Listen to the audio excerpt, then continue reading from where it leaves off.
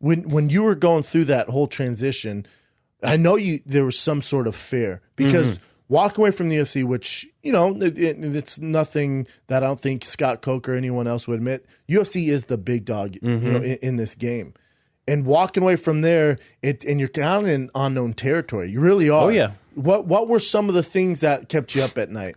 Well, like what was the biggest kind of like, God, I hope this pays off, man.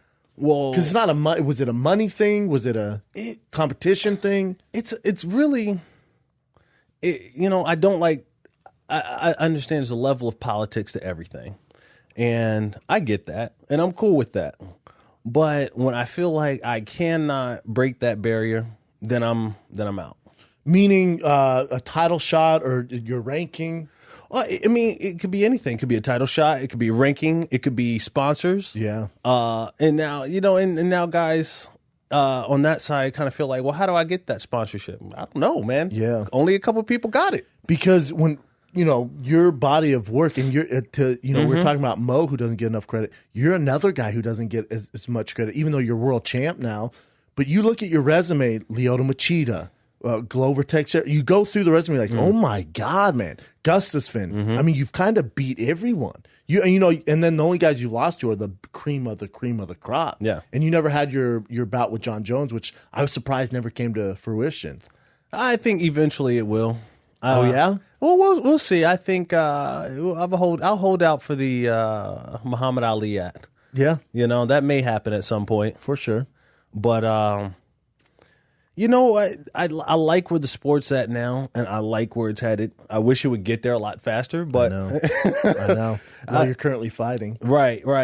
But it's even if it doesn't get to that point while I'm fighting, you know what? At least the next guys will be able to make at least have the opportunity to make Mayweather money. Yeah, you've pushed it. You've definitely been one of the guys to push that by going over to Bellator, especially where your ranking was at the time.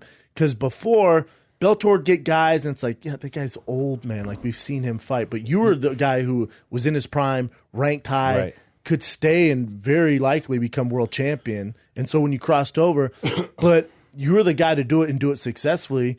And that's not for everyone because, and I love Ben. He knows this, and Ben listens to the show, and we've had Ben on. But for Ben, it hasn't worked out. It just hasn't. He hasn't had those key wins. Right. He hasn't looked great. His marketability has gone down a little bit, and it's just people thought, well, you go to Bellator, you win. Bellator's freaking tough, man. No, sir. You better do your research. Yeah. You better do some research. They got some killers. The problem is you guys have killers, but there's not a ton of depth at certain divisions. Right. Exactly. That's the issue. The depth is not, it's not negotiable. We just don't have 450 guys on the roster. It's just not there. It'll get there, though. It will get there. And the shows, we're already doing 30, 35 shows somewhere around there, which is a good amount, but not too much. It's not oversaturating the market. No.